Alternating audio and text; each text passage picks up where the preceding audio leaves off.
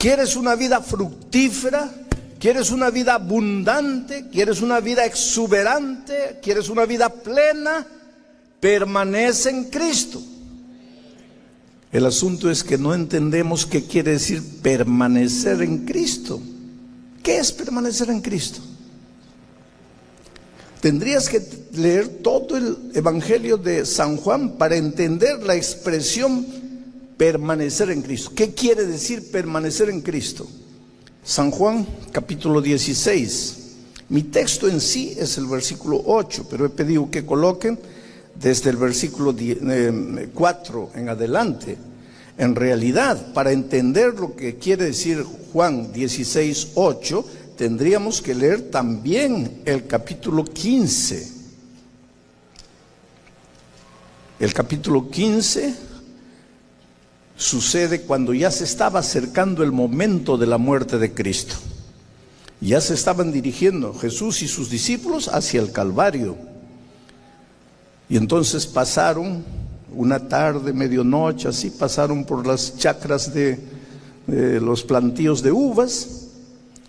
Y Jesús les dio la gran ilustración de la vid y les dijo: permaneced en mí y yo permaneceré en ustedes. Así como el ramo, el pámpano no puede llevar frutos si no permanece en la vid, vosotros también nunca llevaréis frutos si no permanecéis en mí. Yo soy la vid, dijo Jesús, ustedes los pámpanos. El que permanece en mí y yo en él, ese lleva mucho fruto. Y con esas palabras Jesús nos dio el secreto de una vida victoriosa. ¿Quieres una vida fructífera?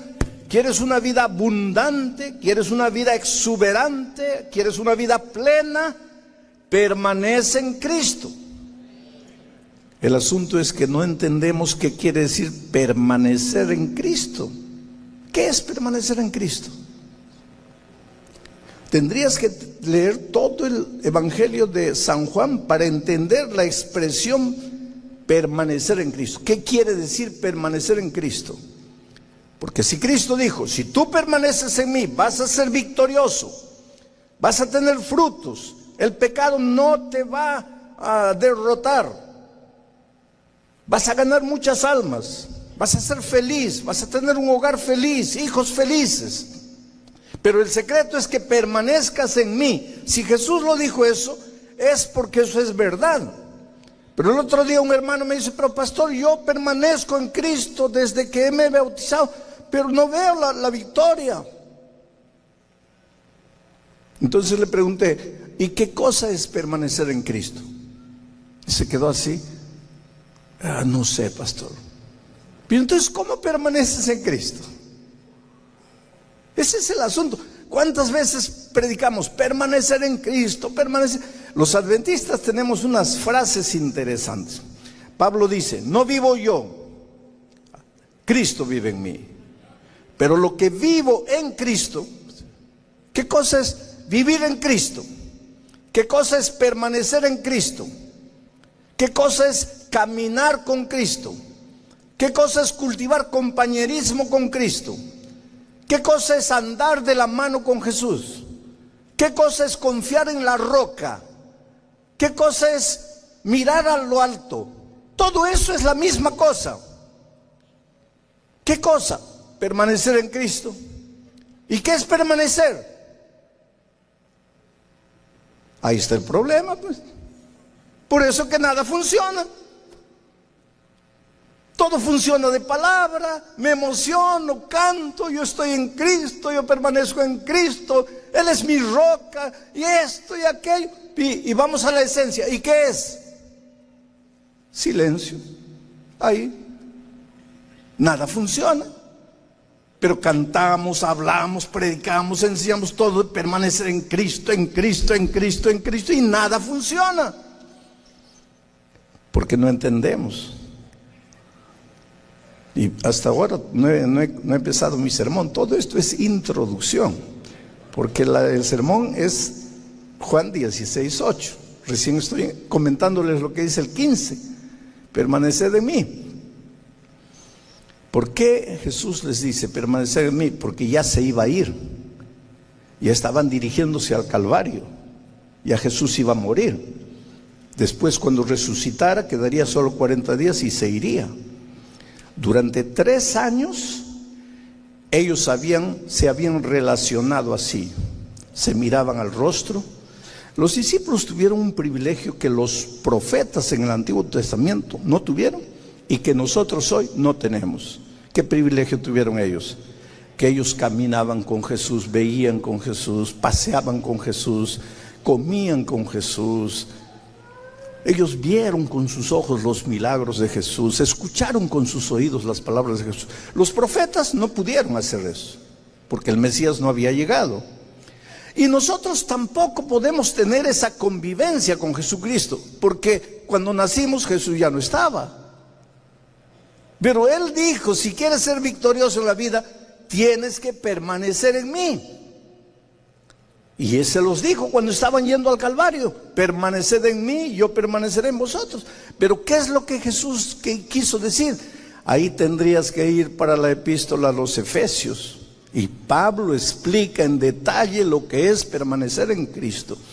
Y básicamente, permanecer en Cristo, andar con Cristo, caminar con Cristo, tomar la mano de Jesús y caminar con Él, permanecer en la roca, edificar en la roca. Todo eso, básicamente, de acuerdo a la epístola a los Efesios, son 3 cosas. Orar en todo tiempo, estudiar la Biblia todos los días y traer a una persona para Cristo. Cuando tú haces esas 3 cosas, oras en todo tiempo, estudias la Biblia todos los días, aunque no tengas ganas de leer la Biblia. Y cuando vas y buscas a una persona y la traes a Jesús, cuando haces esas 3 cosas, estás permaneciendo en Cristo, estás edificando en la roca, estás viviendo en Cristo, estás caminando con Él, estás andando de la mano con Jesús. Pero cuando haces esas 3 cosas, ahora si tú cantas media hora en pie, Señor, yo permanezco en ti, yo confío en la roca que es más alta que yo, lloras, te emocionas, pero no oras, no estudias la Biblia y no sales a buscar a una persona para Cristo, pues no permaneces en nada. Todo es boca, palabra, palabra, palabra, pero en la realidad no permaneces en nada. Y es por eso que la victoria no aparece, es por eso que los frutos no aparecen.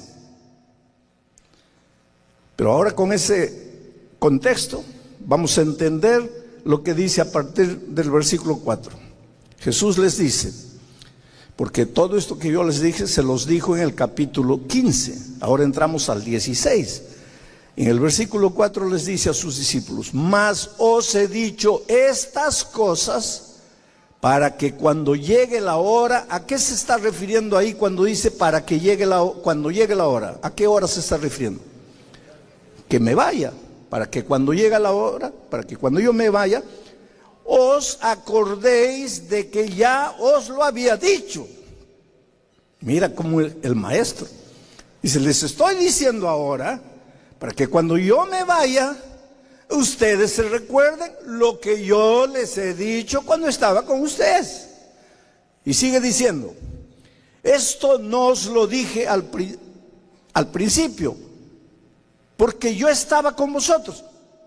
¿Para qué necesitaba hablarles de qué significa permanecer en Cristo, andar en Cristo? ¿Para qué necesitaba hablarles del Espíritu Santo si yo estaba con ustedes? No necesitaba.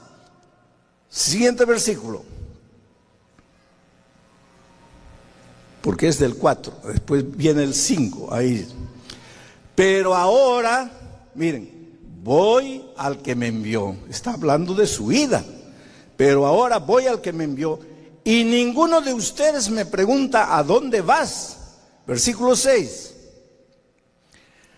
Antes, porque os he dicho estas cosas, tristeza ha llenado vuestro corazón. ¿Por qué? Porque les he dicho que me voy.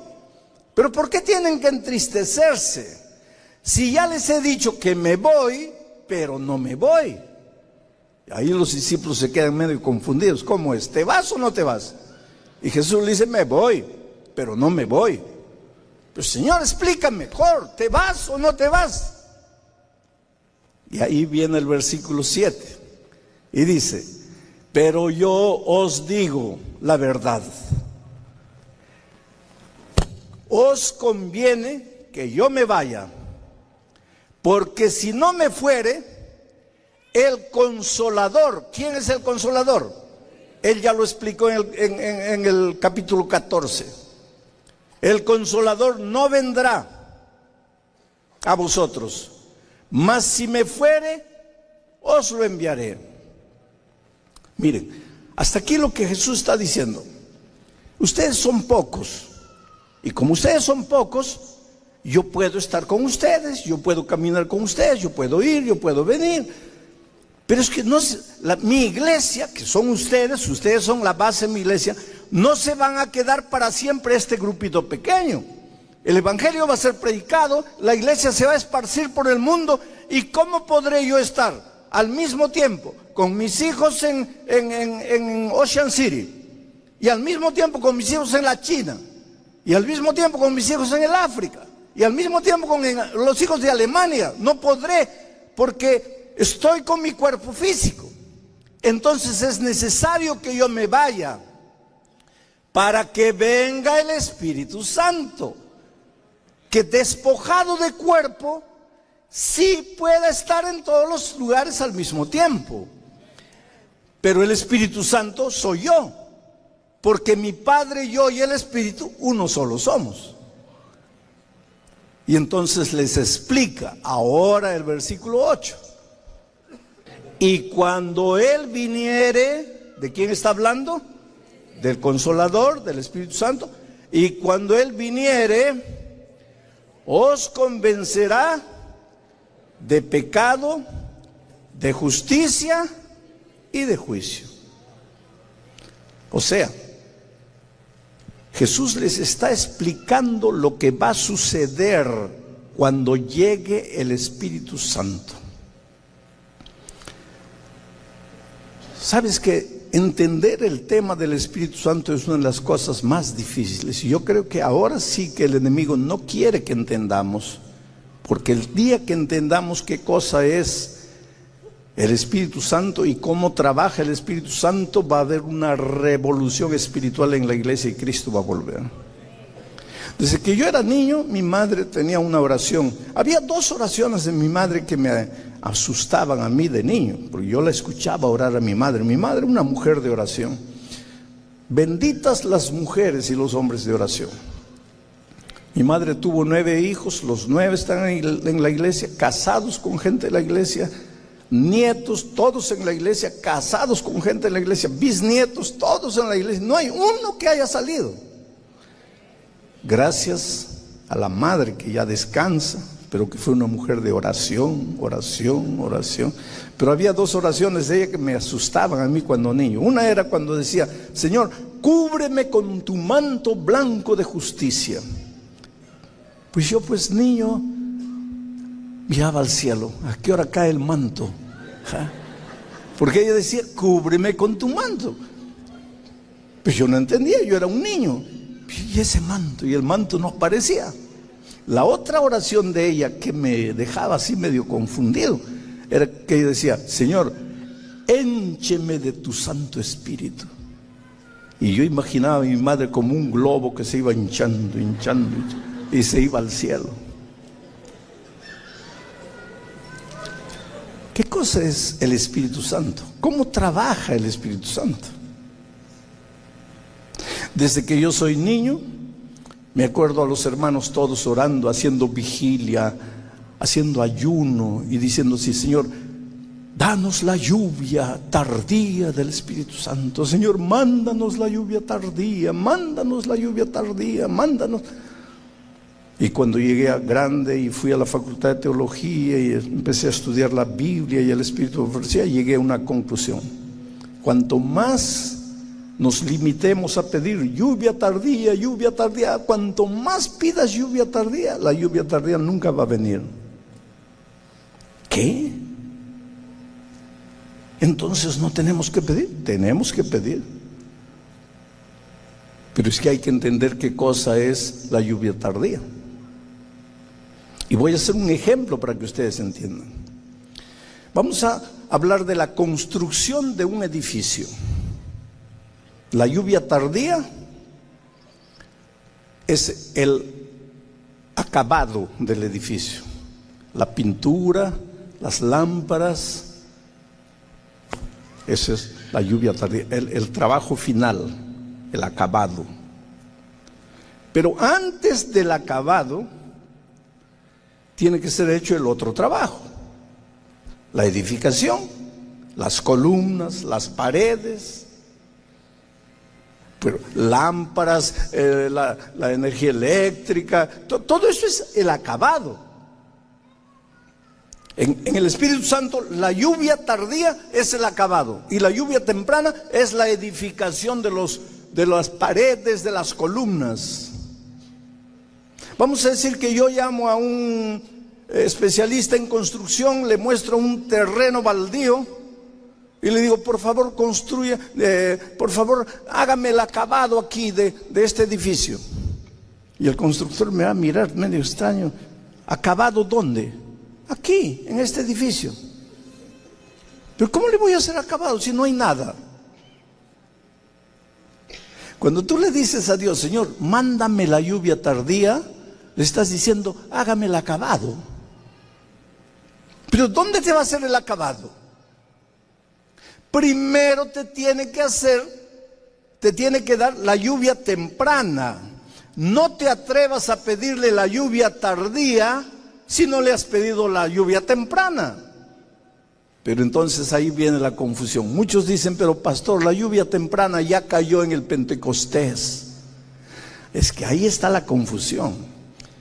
Cuando hablamos del Espíritu Santo, tenemos que hablar del Espíritu Santo en la historia de la iglesia.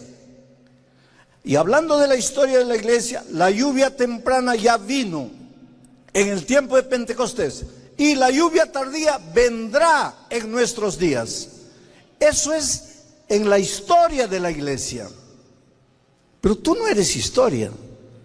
Tú eres experiencia. Tú eres gente. Tú eres ser humano.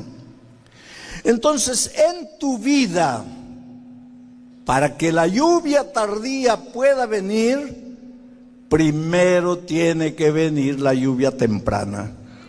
Pero ya vino el Pentecostés. Es para los tiempos de ellos. Pero en tu experiencia no vino.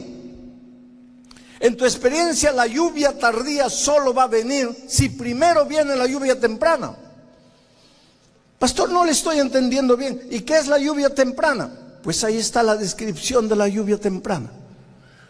Cuando Él viniere, cuando el Espíritu Santo venga, lo primero que hará en tu vida es convencerte de pecado, de justicia y de juicio. El primer trabajo que el Espíritu Santo hace en tu vida es convencerte de pecado. Después te va a dar la lluvia tardía, que es el poder, la fuerza que necesitas para vivir y para terminar la predicación del Evangelio. Pero el poder es la lluvia tardía. El convencer del pecado es la lluvia temprana. Ahora, ¿sabes cuál es nuestra tragedia? Todos queremos el poder de la lluvia tardía, pero nadie quiere el convencer de pecado. ¿Por qué? Porque el Espíritu Santo te habla, pero tú no le haces caso. Ahora volvemos a Juan 15. Mira, ¿qué cosa? Jesús y sus discípulos andaban mirándose cuerpo a cuerpo. Pero Él dijo, yo me voy. Ahora ustedes se quedan, pero yo no los voy a dejar. Ustedes van a andar con mi Espíritu Santo. ¿Y qué cosa es andar con el Espíritu Santo? Orar en todo tiempo. Estudiar la palabra todos los días. Y traer una persona para Cristo. Porque a través de su palabra, ¿te acuerdas que ese versículo que dice, entonces oirás atrás de ti palabra que dirá qué cosa. Este es el camino, andan en él. A ver, mira atrás de ti, ¿quién está? El otro hermano, pero no está hablando de eso.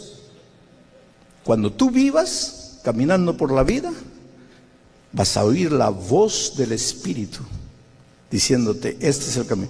Te estás metiendo a un lugar a donde no debe entrar un cristiano, ahí el Espíritu te va a decir, epa, ¿a dónde estás? ¿A dónde estás yendo? ¿A dónde estás yendo? Ahí tú paras.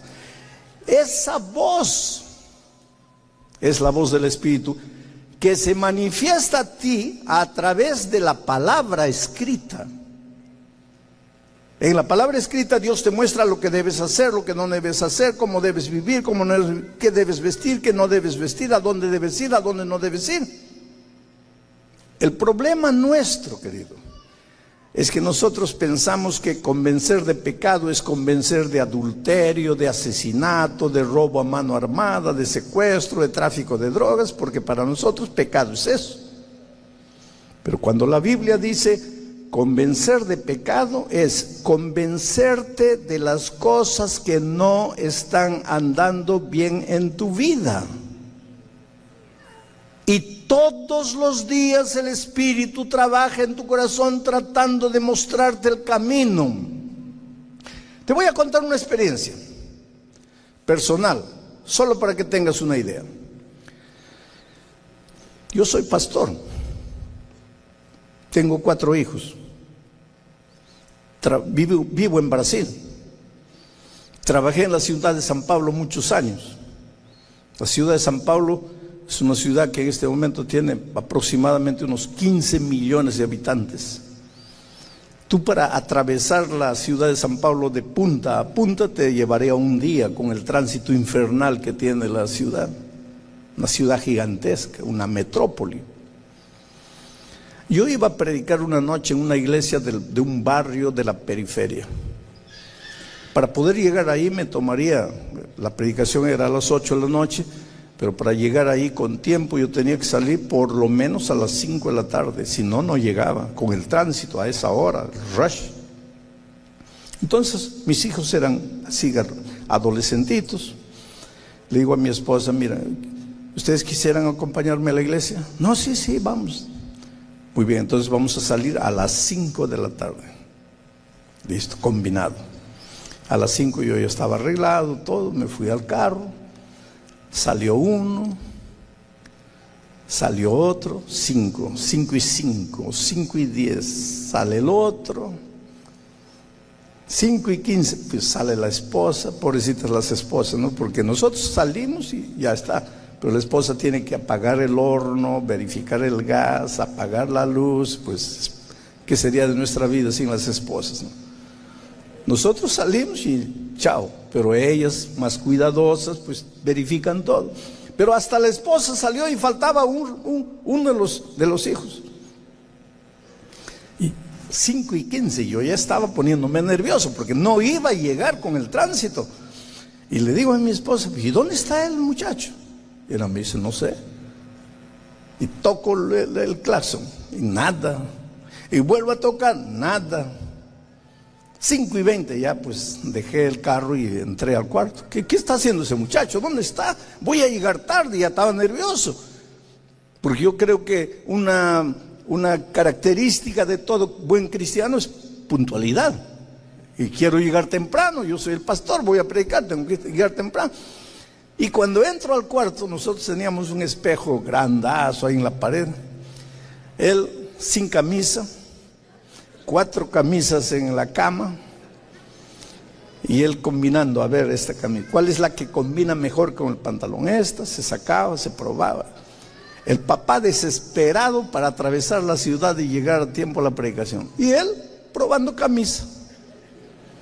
Ahora, yo no le dije nada, yo nunca fui de esos de agredir así, nada, pero agarré la primera camisa que estaba a mi mano, que por coincidencia era la que menos combinaba con el pantalón. Se la coloqué en la mano y dije, hijo, es esta, y va a ser en el carro porque ya no tenemos tiempo. Y los hijos saben cuándo no es momento de discutir con el papá. Y él salió rapidito, avergonzado, entró al carro y agarramos el tránsito infernal de la ciudad de San Pablo. Y ahí los semáforos y esto, y de repente miro por el retrovisor y el pobre estaba llorando atrás. Y entonces ahí viene, mira, el Espíritu Santo. El Espíritu Santo trabaja con esa voz dulce, suave, bajita, pero insistente, persistente. Ahí viene el Espíritu y me dice: pídele perdón. Pero ahí pues el bullón natural, allá en Perú le decimos el indio, en Alemania le dicen el alemán, en México le dicen ¿cómo decir? El chapaneco, el zapatista. Ahí pues el hombre pecaminoso, ¿no? Comienzo a discutir. Esa vocecita que dice pídele perdón, ¿es la voz de quién? Del Espíritu Santo. ¿Para qué sirve el Espíritu Santo? Para convencer de pecado. Pero ¿qué pasa conmigo? Comienzo a discutir con la voz del Espíritu, porque le digo: ¿por qué tengo que pedirle perdón? Yo no le he hecho nada. A final de cuentas, ¿quién está equivocado? ¿Él que está probando camisa o yo que voy a predicar? ¿Quién está? A ver, dime, ¿quién está equivocado? Pero con el Espíritu no se discute, porque el Espíritu viene y dice: nah, tú puedes argumentar lo que quieras, pero tu hijo está llorando, y si está llorando has hecho algo que no debías hacer. Pídele perdón. ¿Pero por qué? Si yo le pido perdón, se va a acostumbrar y me va a hacer llegar siempre tarde. Y la voz del Espíritu: tú puedes decir lo que quieras, pero has hecho mal. Pídele perdón. No le voy a pedir. Y pues esa lucha entre la voz del Espíritu y mi propia opinión me llevó hasta la iglesia. Y cuando llegamos a la iglesia ya estábamos atrasados realmente, ya habíamos llegado tarde. De tal manera que un anciano ahí en la puerta, cuando llego, me dice: pastor, yo estaciono su carro, usted ya vaya adentro que lo están esperando. Ya ni estacioné el carro, me fui adentro, ahí hicimos la oración, entramos. Menos mal que un cuarteto iba a cantar antes de la predicación. Cuando el cuarteto estaba cantando, yo me incliné para orar. ¿Y cuál es la oración que hago? Ah, Dios mío, dame el poder del Espíritu esta noche para la predicación. Y ahí sentí esa voz aquí. Ah, qué bonito. Desde que salimos de la casa te estoy dando la lluvia tardía. Perdón, te estoy dando la lluvia temprana, pero eso no te interesa, ¿no? ¿Para qué lluvia temprana? Lo que tú quieres es poder, ¿no? Qué bonito poder. Pero yo te estoy hablando y no me haces caso. Ese es el problema nuestro. Gracias a Dios que el cuarteto estaba cantando, porque yo me sentí pecador.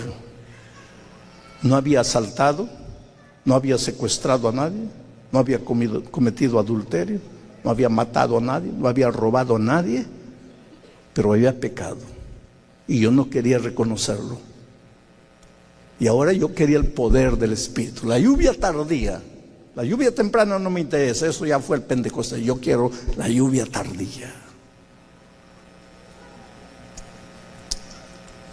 Me levanté, salí por atrás, le dije un diácono: hermano, llame a ese muchacho que está con camisa verde ahí.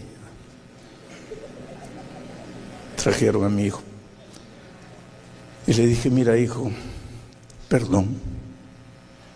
¿Por qué? No sé, hijo. Porque te hice llorar. Pero tú no tienes la culpa, yo tengo la culpa, te hice demorar, ahora estás ya atrasado. Dijo: no quiero saber quién tiene la culpa, yo quiero que me perdones. Yo voy a predicar ahora, no quiero que veas a un padre nervioso, intransigente, radical predicando.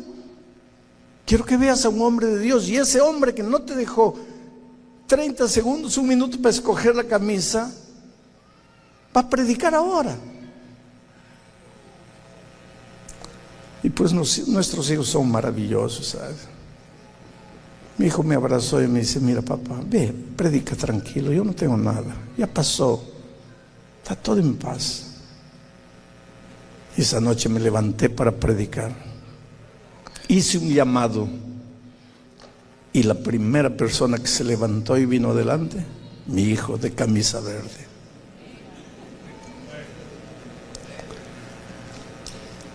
Sí, mi hermano, amén. Pero cuando peleas con la esposa y llega la noche y tú te acuestas mirando al oriente y ella mirando al occidente, que el Espíritu viene y le dice: pídele perdón. Y tú le dices: ¿por qué? Ella gastó más de lo que tenía que gastar. Ahí el pobre espíritu se va donde ella. Mira, ya vi que él no te va a pedir perdón, pídele tú. ¿Por qué? Yo no hice nada, fue él que me gritó. Ahí el pobre espíritu vuelve: oye, ella no quiere, pídele tú. No, yo no, ella se va a acostumbrar. Ahí el pobre espíritu: mira, él no quiere, ve tú. No, yo no. Al día siguiente, sábado, vienes a la iglesia y los dos arrodillados: Señor, mándanos la lluvia tardía del Espíritu. ¿Qué lluvia tardía quieres? La lluvia tardía es una consecuencia, es un resultado, es el acabamento, el acabado. Pero la lluvia temprana quiere edificar, construir el edificio, y tú no dejas.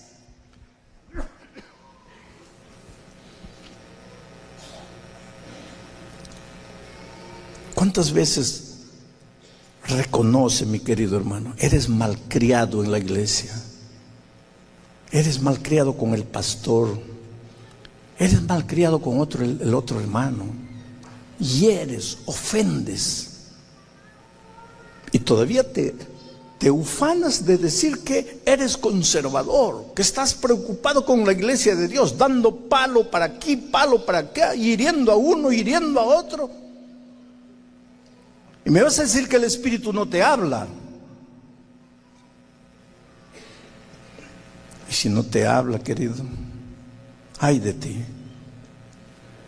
Porque este trabajo del Espíritu Santo funciona de la siguiente manera.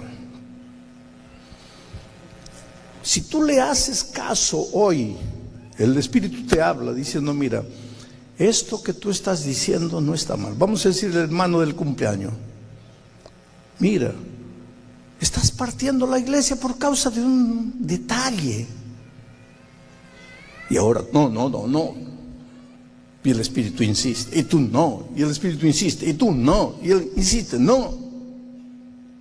¿No le haces caso al Espíritu? Te vas un paso para aquí. Pero si le haces caso, te vas un paso para aquí. Mañana te habla, le escuchas, otro paso. La semana siguiente te habla, le escuchas. Y cada vez que te habla, le oyes. ¿A dónde estás yendo? A la lluvia tardía del Espíritu Santo. Ahí estás yendo. La lluvia tardía solo va a caer sobre las personas que oyen la voz de Dios todos los días y le hacen caso. Van paso a paso hasta llegar a la lluvia tardía, la plenitud del poder. Pero si te habla y no le haces caso, un paso para aquí. Mañana te habla, no le haces caso, otro paso. Te sigue hablando, no le haces caso. Te habla, no le haces caso. Y para escuchar la voz del Espíritu Santo, pues tienes que estudiar la palabra de Dios todos los días, porque ¿cómo te habla Dios si no es a través de su palabra?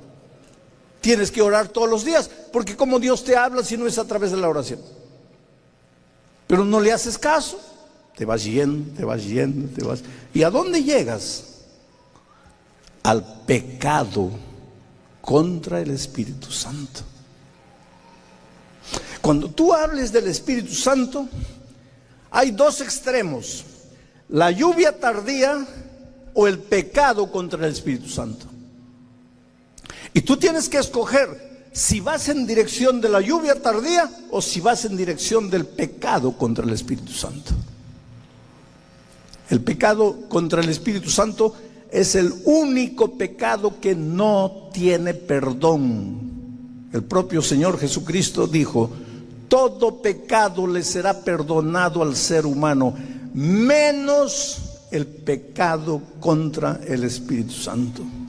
Ay del ser humano que llegue al pecado contra el Espíritu Santo. Pero no quiero que se vayan asustados, porque hay mucha gente que tampoco entiende lo que es el pecado contra el Espíritu Santo. El pecado contra el Espíritu Santo no es que tú has pecado tanto que Dios dice así: bueno, a este ya no le voy a hablar. No, eso no existe. Dios siempre te va a hablar, hagas lo que hagas, te endurezcas cuando te endurezcas, Él siempre te va a hablar. Entonces, ¿por qué se vuelve pecado contra el Espíritu Santo? ¿Por qué se vuelve imperdonable? Por un simple motivo: tú te vas endureciendo. Porque nuestro corazón, nuestra conciencia es como la palma de la mano. Mira, si tú tocaras la palma de mi mano, vas a ver que mi piel es lisa, porque yo no trabajo con la mano. Algunos de ustedes tienen cuero en la mano, tienen callos. ¿Por qué? Porque el trabajo de ustedes es con la mano. Si tú quieres buscar callos en mí, no tienes que tocar la mano, tienes que tocarme aquí adentro. Aquí sí debo estar lleno de callos, pero yo no trabajo con la mano, entonces mi mano es lisa. Pero si mañana agarro un machete y comienzo a trabajar, ¿qué va a pasar? Se va a poner roja la mano. Y si paro ahí, normal, mañana sigue normal. Pero si yo, a pesar del dolor, sigo dándole, ¿qué va a pasar? Se va a formar, ¿qué cosa? Ampolla. Y si paro ahí, dentro de una semana está todo igual. Pero si no paro y sigo dándole, la ampolla va a reventar y va a sangrar y va a doler. Si paro por ahí, dentro de un mes, mano fina de nuevo. Pero si no paro, sigo dándole, después de sangrar, de reventarse, comienza a aparecer otra piel. Pero ya no es una piel lisa, es una piel dura, que se llama callo. Una mano encallecida, una mano que no siente más dolor. Igualito es el corazón humano. Dios te habla, estás yendo para aquí, para el pecado, Dios te habla, ¿le haces caso? Tu corazón está sensible a la voz de Dios. ¿No le haces caso? Ampolla espiritual. ¿Le sigues dando? Revienta la ampolla. ¿Le sigues dando? Sangra. ¿Le sigues dando? Comienza a aparecer el callo espiritual. Y llega un momento en que cruzas la línea, llegas a un punto, no que Dios no te habla más, porque Él nunca te va a dejar de hablar. Llega el punto en que tú ya no oyes más. No es que Dios no te habla, tú no oyes, ya tú te endureciste. Es como el que tiene la mano llena de callos, puede golpear, ya no le sale ampolla, porque ya la mano se endureció. Aquí llegaste al pecado que no tiene perdón. ¿Y por qué no tiene perdón? No porque Dios no quiera perdonarte, porque Él siempre te va a perdonar. Entonces, ¿por qué no tiene perdón? Porque para que Dios te pueda perdonar, ¿qué tienes que hacer tú? Tienes que pedir perdón. Pero el que llegó aquí, ese ya no siente dolor. ¿De qué me van a perdonar? Entonces él entra a la iglesia, escucha el sermón, sale del sermón, todo normal. Está viviendo en pecado, no siente. Está haciendo cosas malas, no siente. ¿Por qué? Porque se endureció. No es que Dios lo dejó, que Dios lo abandonó. Él se vino a un punto de donde Dios ya no lo puede llamar más. Él no escucha. Dios lo llama, pero él no escucha. Por esta noche aquí entre ustedes, algunos se están preguntando: Dios mío, ¿será que yo cometí el pecado contra el Espíritu Santo? Y yo te respondo: si estás escuchando en este momento una vocecita en tu corazón, si tú estás sintiendo así: ay, Dios mío, ¿será que yo de tanto pecar me estoy endureciendo? Si te preocupas así, es porque todavía no has cometido el pecado contra el Espíritu Santo. Porque si hubieras cometido, ya no sentirías eso que estás sintiendo. Si estás sintiendo, es que Dios todavía te habla. Pero si sigues así, vas a llegar al punto en que Dios se va a seguir hablando, pero tú ya no vas a oír.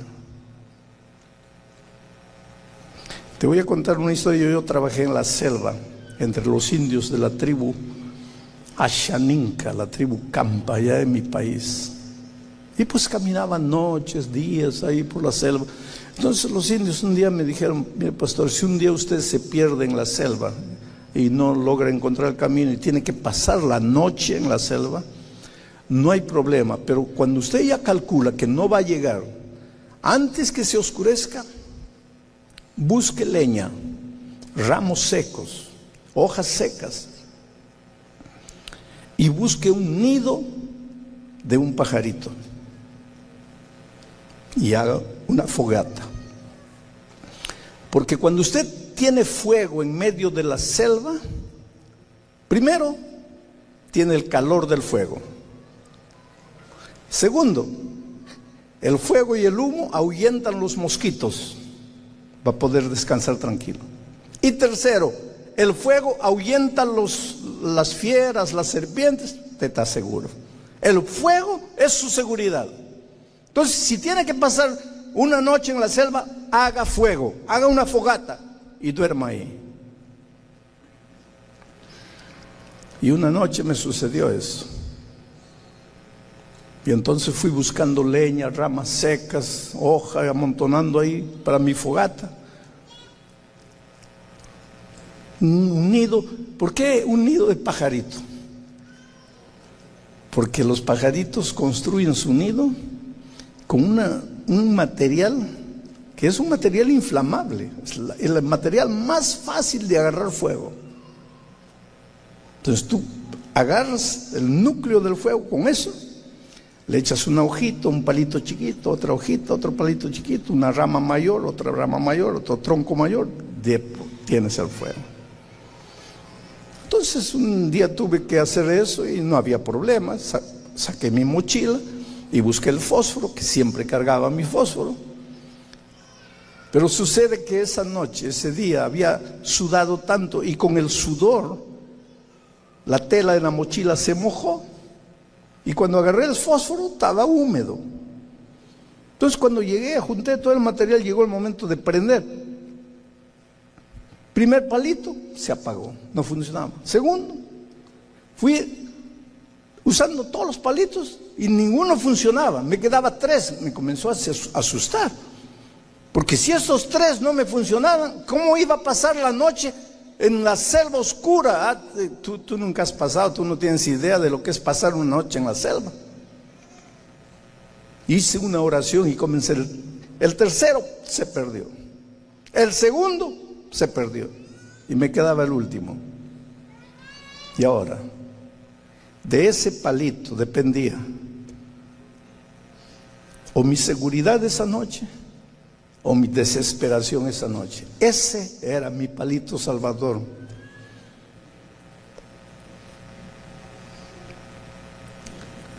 Me acerqué, risqué, brotó la chispa y se fue a la pelusa del nido y comencé a soplar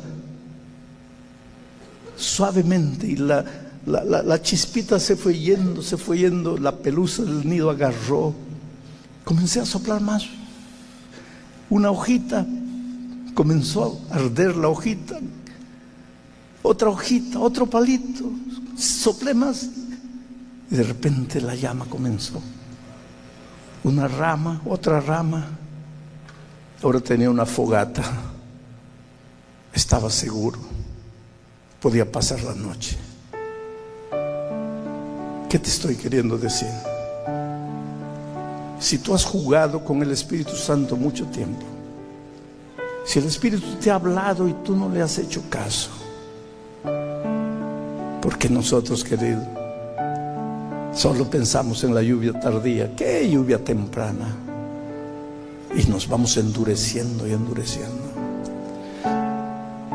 Pero si esta noche tú sientes en tu corazón como diciendo así: quiera Dios que yo no me haya endurecido. Y si estás sintiendo eso, es que no te has endurecido, pues el Espíritu te está hablando. Tal vez te quedan los últimos 3 palitos. Tal vez te queda el último palito. Tal vez te queda la chispita. Agárrate de esa chispita. Porque si se te apaga, estás perdido para siempre. Agárrate de esa chispita. Es tu salvación. Yo sé que esta noche a muchos de ustedes la voz del Espíritu Santo les habla clara y sonora. A otros menos. A otros menos. A otros mucho menos. Agárrate de la voz del Espíritu. Dile: Señor, yo no quiero jugar más con el Espíritu. Yo quiero oírte, yo quiero obedecerte, yo quiero hacerte caso. Que este sea el punto de partida de una nueva experiencia. Hoy es el día de buena nueva. Hoy es el día de salvación. Oh querido, Dios te ama. Dios quiere que cuando Jesucristo vuelva tú estés en el grupo de los redimidos. Por eso la Biblia es un libro de llamado. Te llama, te llama, te llama. Es una invitación a la entrega, a la reconsagración. Tú no eres nada sin Cristo. Tú no eres nada sin la voz y sin el trabajo del Espíritu. Y el Espíritu te está llamando. Yo te voy a hacer una invitación en el nombre de Jesucristo. Si quieres decirle a Jesús esta noche: Señor, por favor háblame, sígueme hablando, no dejes de hablarme y ayúdame a obedecerte, a oír tu voz y a caminar con pasos firmes hacia la lluvia tardía. No quiero ir hacia el pecado contra el Espíritu Santo. Señor, háblame.